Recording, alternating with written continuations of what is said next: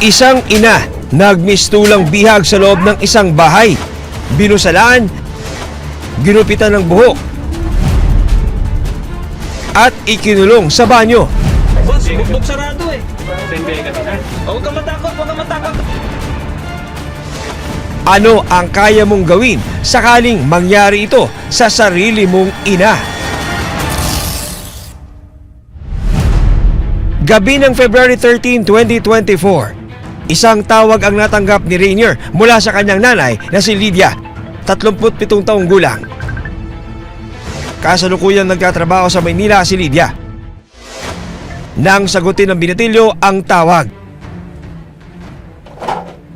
tumambad sa kanya ang bubog saradong mukha ng ina. Nay! Parang awa mo na. Huwag mong saktan yung nanay ko. Nilagyan din ng packaging tape ang bibig ng kanyang ina para hindi makasigaw. Nanay ko! Ah!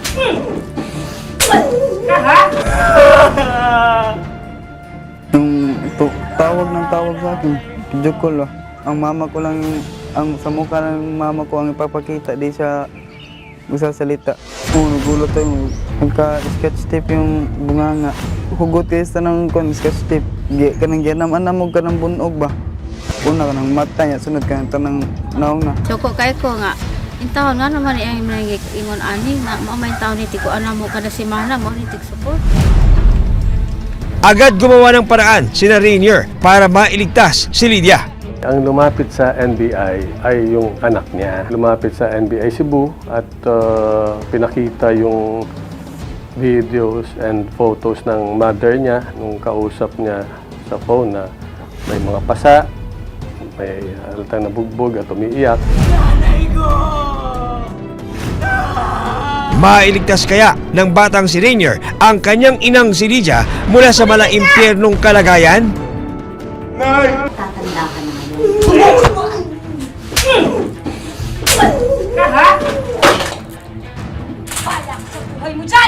Kinulong, binusalan at ginawang bihag sa loob ng isang bahay sa Quezon City ang 37 taong gulang na si Lydia. Mailigtas kaya ni Rainier ang kanyang ina sa kalulus-lulos na sitwasyon? Tubong Liloan, Cebu at may 2 anak si Lydia. Sa investigasyon na NBI National Capital Region, taong 2014, nagtrabaho si Lydia sa bansang Jordan para tustusan ang pag-aaral ng anak na si Rainier, hindi niya tunay na pangalan. Habang nasa ibang bansa, nakilala niya online ang babaeng itatago namin sa pangalang Yoli. Sa kasamaang palad, na-deport si Lydia noong taong 2020.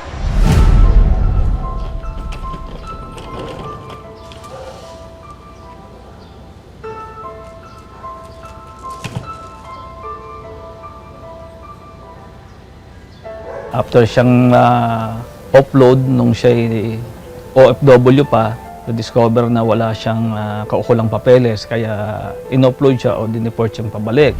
Pagbalik sa Pilipinas, kinupkup daw siya ni Yoli. Nandito na ako. Nakikita na kita. Ako bahala sa'yo. Pinangakuan daw siya ni Yoli ng magandang trabaho sa Maynila. Akala ko hindi mo na ako sisiputin. Hindi ko naman kasi alam na peke yung mga dokumentong hawak ko eh. Tama na. Ngayon pa ba kita pababayaan? Ako bahala sa'yo. Tama na, tama na. Halika na. Matagal ka ba naghintay? Kaya hindi na nag-alinlangan si Lydia na sumama kay Yoli. Tara. Pasok ka, pasok. Magulo ba? Ikaw lang nakatira dito? Oo. Imagine, magka-chat lang tayo, pero ngayon... Kaya nga, titira na tayo sa isang bahay. Basta feel at home. Pareho sila ng trabaho bilang attendant sa isang massage parlor. So, masasabi natin na having the similar occupation, nagkaroon na sila ng bonding, sabay silang papasok, sabay silang uuwi.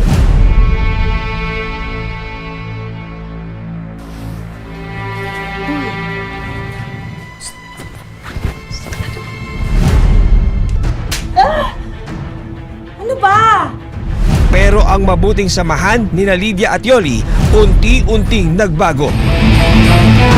Sa loob ng mahigit 2 taon, nakituloy si Lydia sa apartment na inupahan nang nakilala niya online na si alias Yoli.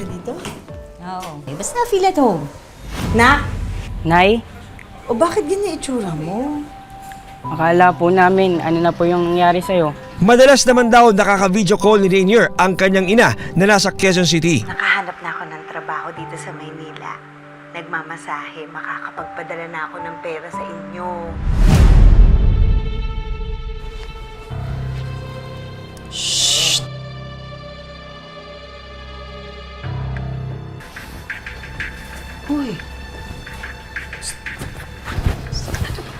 Magkasama sa trabaho sina Yoli at Lydia bilang mga masahista.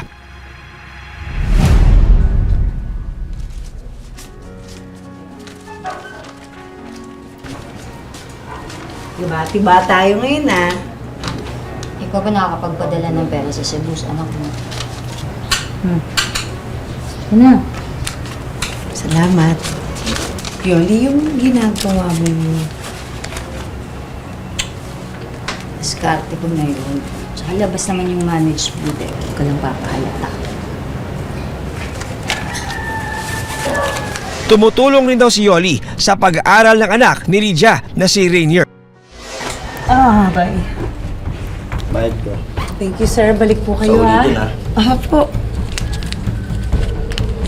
Mukhang nagiging regular mo na yun, ha? Oo nga eh.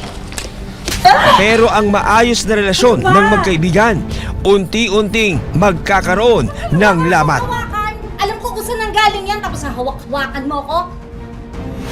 Bakit pag ikaw ang gumagawa, okay lang? Pag ako hindi? Dahil magkaiba yon. Walang pinagkaiba yon. Magkaiba! Wala! Para lang naman tayo gusto kumita ha. Nakikinabang ka lang naman sa tip ko. Allegedly, nag-engage itong ating victim sa ibang activities other than being a massage attendant. Buong akala ni Lydia, ito na ang sukdulan ng galit ni Yoli. Pero si Yoli, unti-unti raw naging bayolente.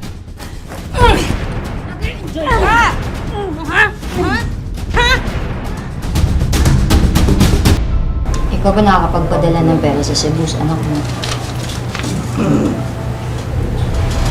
Ang masayang samahan ng magkaibigang Yoli at Lydia nauwi sa sakitan. Ano ba? Wisit na wisit pa ko sa'yo eh. Nakakagigil ka! Ito mo, ha? Ha? Ha?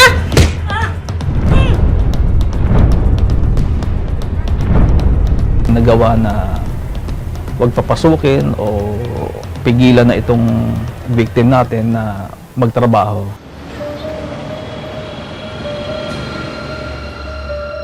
Ang anak ni Lydia na si Rainier, nung una walang kamalay-malay sa pinagdadaanan ng kanyang ina.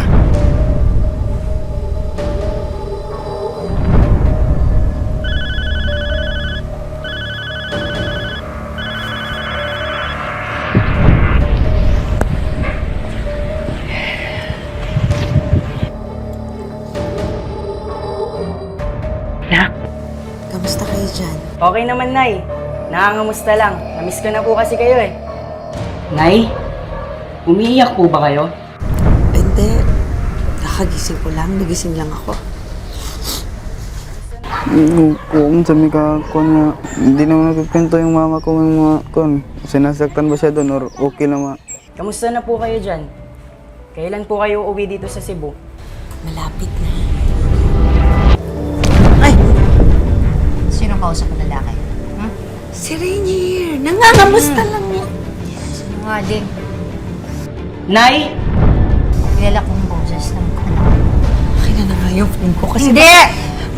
Anong? Akin na nga yung phone ko! Ibibigay ko lang sa'yo to pag sinabi mo sa akin kung sino yung kausap ng lalaki! Nay! Ano pong nangyari? Nay! Tumingin ka sa akin! Nabalaan kita.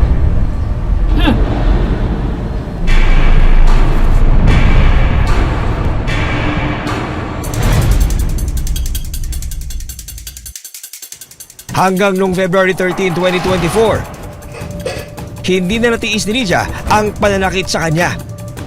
Nagtangkang tumakas si Lydia sa inuupahang bahay nila ni Yoli.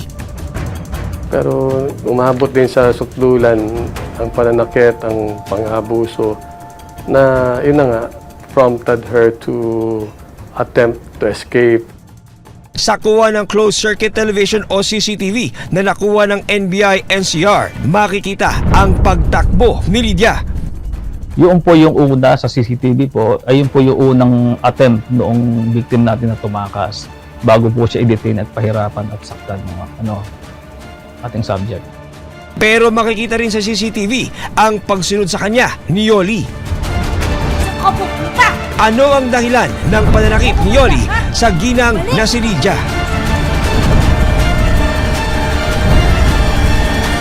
Hindi na lang sana kita tinulungan! Suntok sa mukha. Sipa. Ganito ang inaabot ng ina na si alias Lydia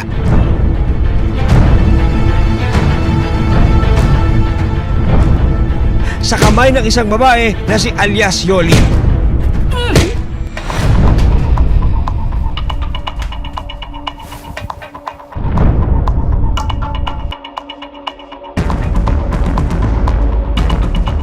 Dahil sa sunod-sunod na pananakit ni Yoli, nagdesisyon si Lydia na tumakas.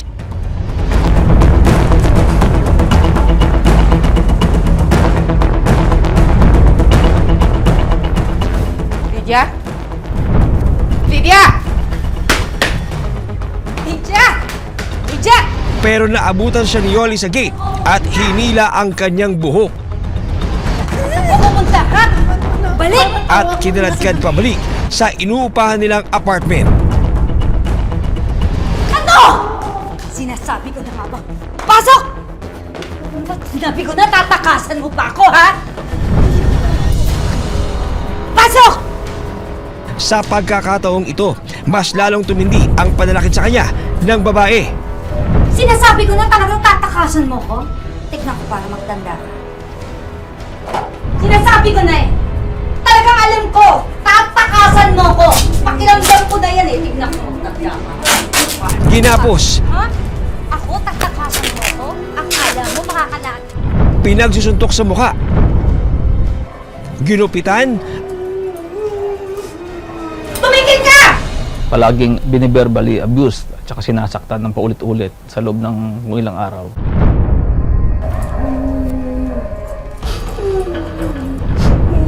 Huwag kang...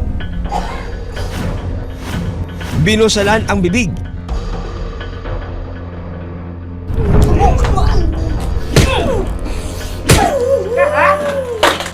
at ikinulong sa CR ang ginang na si Lydia.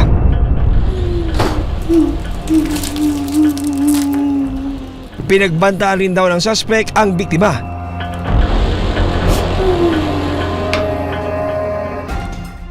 Hanggang sa makatawag si Lydia sa kanyang anak. Nay!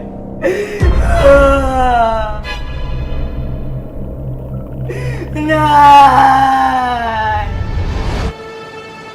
Umaga ng February 14, 2024, nagpunta sila sa opisina ng National Bureau of Investigation sa Cebu para humingi ng tulong. May pruweba ka ba sa sinasabi mong binugbugong namin? Opo. Ito po yung screenshot po. Nakunan ko po na binubugbog po yung nanay ko po. Alam mo ba ang address ng nanay mo sa Maynila? Hindi po. Sir, tulungan niyo po ako. Tulungan niyo po yung nanay ko.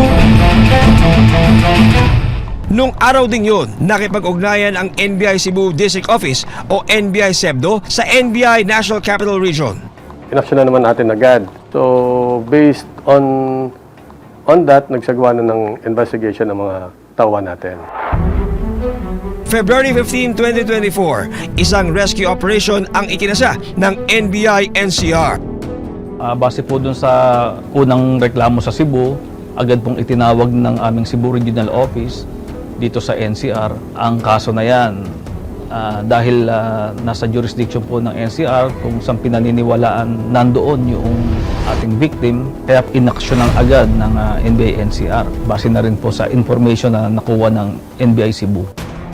Hindi naging madali ang pagtuntun sa suspect. Papunta tayo doon sa inuupahang bahay ng subject. So noong una, nagtanong-tanong kami dito kasama yung barangay. Hindi rin nila kilala kung sino yung mga taong yun after we are showing them pictures ng ano.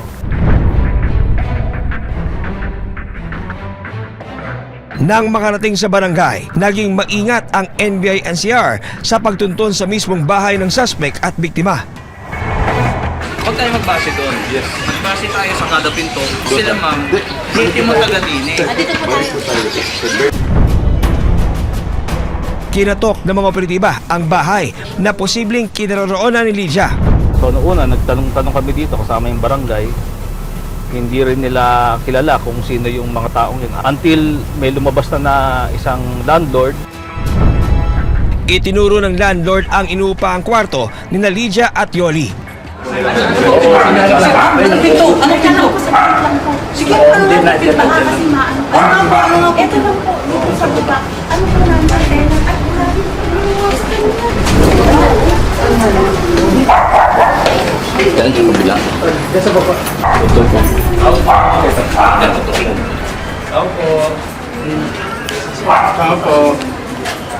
Nang katukin ng kwarto, isang babae ang bumungad sa kanila. Magandang araw po, ma'am. Nagsisurvey lang po kami. Tungkol ho saan? Nag-check lang dun sa listahan ng barangay inhabitants. Nag-update kami. Mga taga-census po kami. Gusto lang po naming malaman kung ilan po kayong nakatira dyan. Ay, hindi ko ho alam. Tanungin niyo ko yung landlord. Uumpisa ko muna kasi dito sa baba, papaakyat. Ma'am, pwedeng makuha yung pangalan nyo? Yoli. Hi, good afternoon. Nang makumpirma na ang kausap nila ay ang suspect na si Yoli, dito na nagpakilala ang mga tauhan ng NBI NCR. Ma'am, tiga NBI po kami. Opo. Pasok tayo, pasok. Dito barangay, kasama namin yung barangay. Pasok ko doon, sumama ka. Sumama kami, ano pangalan mo ba? Ano pangalan mo muna? Malis po kasi. Ano nga muna ang pangalan mo? May ano? Ikaw din ba Ha? Hinanap ng mga operatiba si Lydia, pero ayon kay Yoli, Okay, so yan ang kasama mo sa bahay. Nandiyan dyan? Sige, pasok tayo sa bahay mo. May explain namin mabuti, kasama namin yung barangay. Huwag ka matakot. Oh, babae to, babae ha? Babae yung kumakapkap. Nasaan na yung phone yan? Sa harapan Wait lang po, sandali lang po. Hindi, huwag ka nung Sandali lang po. Sandali lang po. Pusas mo na lang. Sandali lang po. Hindi, huwag ka nung... Ano yung hahawak niya doon? Hindi, yung phone nga, yung phone. Magbubura yan. Okay. Magbubura ng phone. sa Sandali lang. pagtulong, Ayun na. nanlaban si Yoli sa mga ahente ng NBI. Huwag ka nang manlaban. Sasaktan ka lang. Sige. Agad, sir.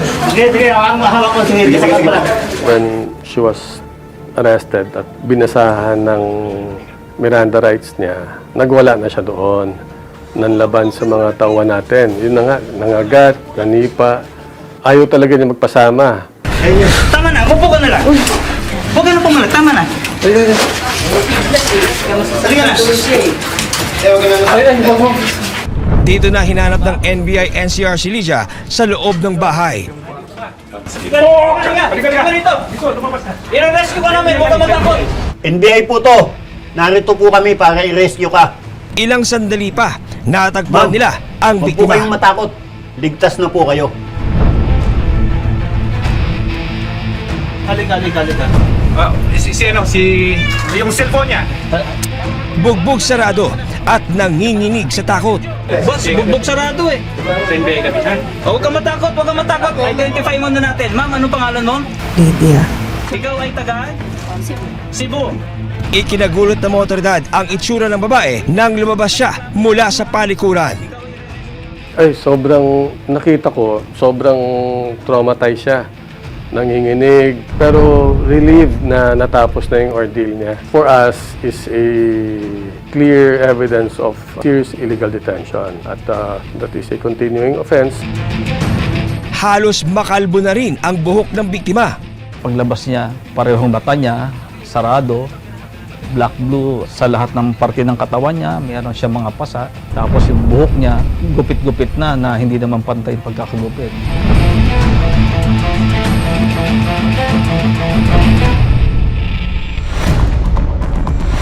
Nakumpiska rin ng NBI-NCR sa crime scene ang ilan sa mga ginamit ng suspect sa pagpapahirap sa biktima. Kitang-kita po, pati po yung mga object na ginamit, pati yung pinanggupit ng buhok, na-recover naman po nung rescuing team. Dahil sa dami ng ebidensyang nagtuturo sa suspect, dagdag pa ang mismong pahayag ng biktimang si Lydia. Sinampahan ng NBI-NCR si alias Yoli ng patong-patong na mga kasong serious illegal detention, violation of RA 9262 o Anti-Violence Against Women and Their Children Act at direct assault. Itawan niyo nga ako! Kala niyo kung sino kayo yabang niyo ah! Ina, steady ka na dyan. Ano mo kala ka ng litrato? Oh, hawakan mo yan. Ako na yan. Presently, she is under custody kasi ang kasong serious illegal detention is non-bailable case at ongoing ang kanyang kaso, ang hearing sa korte. Bye.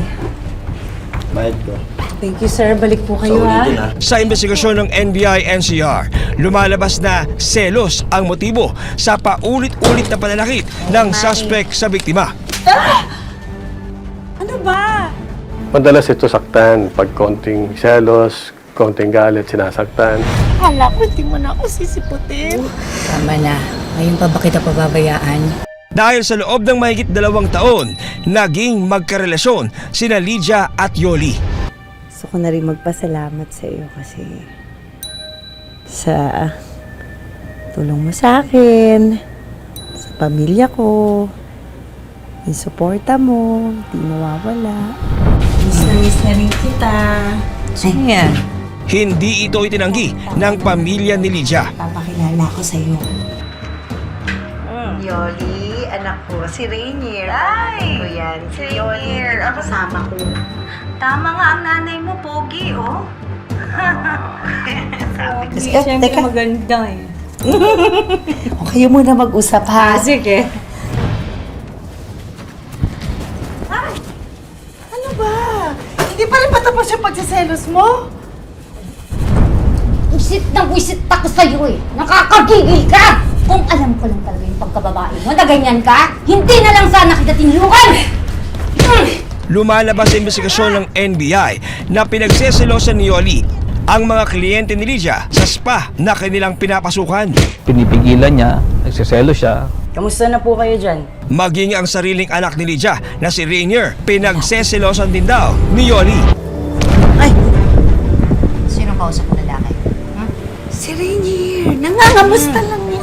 Sinungaling. Kaya na nga yung phone ko kasi... Hindi! Anong Akin na nga yung phone ko. ibibigay ko lang sa'yo to pag sinabi mo sa akin kung sino yung kausap mo lalaki! Ang matinding pagsiselos ni Yoli, Nay! Ano pong nangyari? Nay! nauwi sa marahas na krimen. Tignan ko kung magkagusto kong lalaki sa'yo! Tumigil ka! Kaya naman si Yoli sa kulungan ang bagsak. Kasalukuyang nakapiit sa NBI Custodial Facility ang suspect na si Yoli. Sinubukan ng Pinoy Crime Stories na hingan siya ng panig pero tumanggi siyang magbigay ng pahayag. Sa mabilis na pag-aksyon ng batang si Rainier, nailigtas mula sa tiyak na kapamakan ang kanyang ina. Tila nabunutan naman ng tinik sa dibdib ang pamilya ni Lydia nang malamang ligtas na siya sa kapahamakan. Nalipay na ko nga, gidakpan po ang kuan. Nakaanak ko ay ginagbuhi dia, hugti na, bahalag maunsa na diha. Lagiunsa na niya. Lagiunsa niya ang akong anak pagkuan. Oo. Nga mo paywaylain kong anak, mura to bugtong, mo to'y nagsupport na mo kada si mama. Sa ngayon, patuloy na sumasailalim si Lydia sa intervention at assessment ng DSWD sa Quezon City. Nay! Nay! Anak, salamat at ligtas na ako. Nay! Parang awa niyo na po. Umuwi na po kayo. Umuwi na po kayo, Nay. Anak, uuwi na ako. Hintayin mo ako, uuwi na ako. Excited na po akong makita ko po kayo ulit. Dapat mabigyan ng justisya yung mga victims ng ganyang klaseng pang-abuso dahil malaki ang psychological effect sa kanila eh. Salamat kayo nga. Giyon na pa nilaog ka ng kuan. kami unang gitabangan sa kadagag ni kuan dito. Paalala ng NBI, sa oras na makaranas ng pananakit o pang-aabuso mula sa kinakasama, huwag mag-atubiling magsumbong at lumapit sa mga otoridad. Hanggang sa susunod na Sabado para sa patuloy na pagtuklas ng katotohanan at paghahanap ng katarungan. Ako po si John Consulta, kakampi ng inaapi, at ito ang Pinoy Crime Stories.